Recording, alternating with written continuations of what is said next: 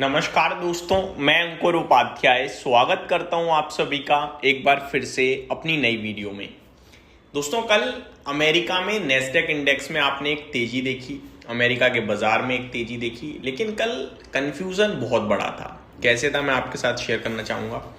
वैसे तो ये सारी जानकारी अमेरिका की है, अमेरिका के डेटा की है, लेकिन आपको कंफ्यूजन किसे कहते हैं वो समझ में आएगा। प्रेसिडेंट ट्रंप के कार्यकाल में दुनिया भर में तो है ही कंफ्यूजन, कच्चे तेल को लेकर, जंग को लेकर, टैरिफ को लेकर, उनके अलग अलग पड़ाव पे अलग अलग कंफ्यूजन हो रहे हैं। लेकिन कंफ्यूजन अमेरिका में बहुत तंगड़ा है भाई।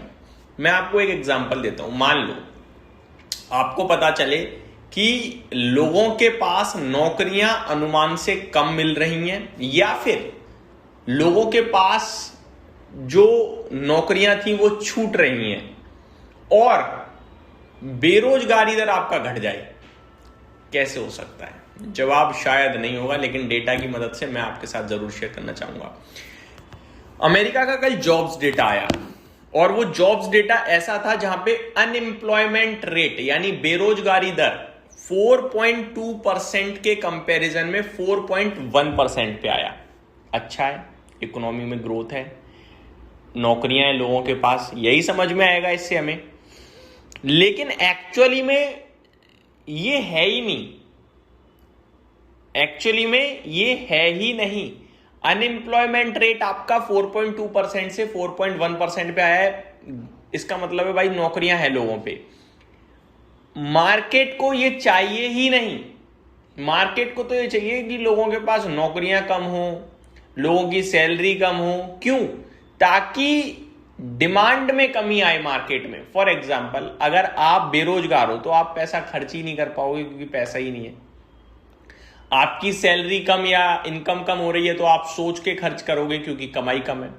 जब आप सोच कर खर्च करोगे या खर्च नहीं करोगे तो सामने प्रोडक्ट की डिमांड कम हो गई, जिसकी वजह से इन्फ्लेशन घटेगा। और अगर इन्फ्लेशन अंडर कंट्रोल है या आ जाए तो फिर आप रेट हाइक के बारे में नहीं सोचोगे, क्योंकि रेट हाइक एक अल्टीमेट ऑप्शन होता है फेड के पास या हमारे देश में आरबीआई के पास, जो डिमांड को कम करता है, इन्फ्लेशन को नीचे लाने में मदद करता है। अब अगर आपके पास इन्फ्लेशन ऊपर है, उसको नीचे लाना है, लेकिन आप कह रहे हो मैं थोड़ा और डेटा देखूंगा, और डेटा में दिखने लगे कि भैया कंट्री में लोगों के पास काम ही नहीं है, खर्चा कम होगा और ग्रोथ कम होगी, डिमांड घटेगी, तो आप सेटिस्फाई हो कि चलो मेरे को रेट हाइक करके डिमांड कम नहीं करनी पड़ी, ऑटोमेटिकली कम हो रही है, और बाजार पॉजिटिव रिएक्ट करेगा। कभी कभार नेगेटिव चीज भी पॉजिटिव होती है। वो इस समय अमेरिका के लिए कि उनकी ग्रोथ स्लो हो रही है, उससे उन्हें बुराया नहीं लग रहा, अच्छा लग रहा है, क्योंकि वो चाहते ही ये हैं। अब आप समझिए दूसरी चीज, जब एम्प्लॉयमेंट रेट कम आया है, अनएम्प्लॉयमेंट बेरोजगारी दर कम आया है, तो फिर ये कैसे हम कह रहे हैं कि भैया लोगों के पास नौकरियां नहीं है? तो डेटा मैं आपके साथ शेयर करना चाहूंगा। सबसे पहले मैं ये अनएम्प्लॉयमेंट वाला केस समझाता हूं। एक डेटा और आया है अमेरिका में। वो डेटा पता है क्या है? वो डेटा ये है कि जो लेबर है वो अमेरिका में इस समय छोड़कर गई। एग्जैक्टली डेटा मिल जाए तो मेरे को ज्यादा अच्छा लगेगा आपके साथ शेयर करने में। और मैंने डेटा पढ़ा था, बट मैं आपके साथ जरा फिगर शेयर करना चाहूंगा। एक वो फिगर जो है एग्जाम्पल मैं आपके साथ शेयर करता हूं तब तक के लिए। मान के चलो कि 10 लोग हैं जो बेरोजगार हैं, नौकरियां ढूंढ रहे हैं, ठीक है। उसमें से एक बंदा कहता है मेरे को ढूंढनी नहीं, अब मेरे को नहीं चाहिए नौकरी, वो छोड़ देता है। अब कितने लोग रह गए नौकरी ढूंढने वाले? केवल 9 लोग। यानी पहले जो 100% बेरोजगारी थी, अब वो 90% बेरोजगारी है, क्योंकि 9 ही लोग ढूंढ रहे हैं, एक लोग तो ढूंढ ही नहीं रहा ना। अब तो वो एक लोग को नौकरी नहीं मिली है, उसने नौकरी ढूंढना ही छोड़ दिया है, बैठ गया घर पे, मेरे को नहीं ढूंढनी। ये हुआ है अमेरिका में, जिसकी वजह से अनएम्प्लॉयमेंट रेट कम हुआ है।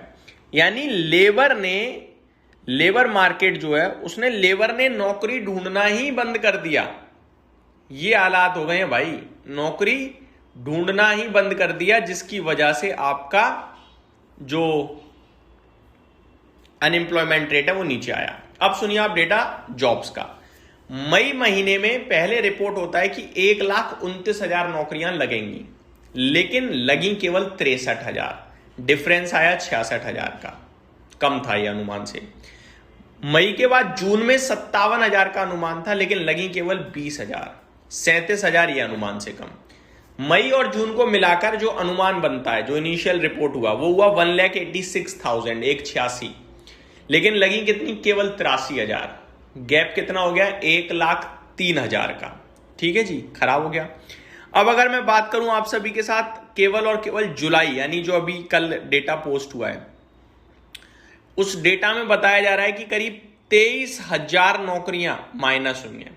अब ये इनिशियल है।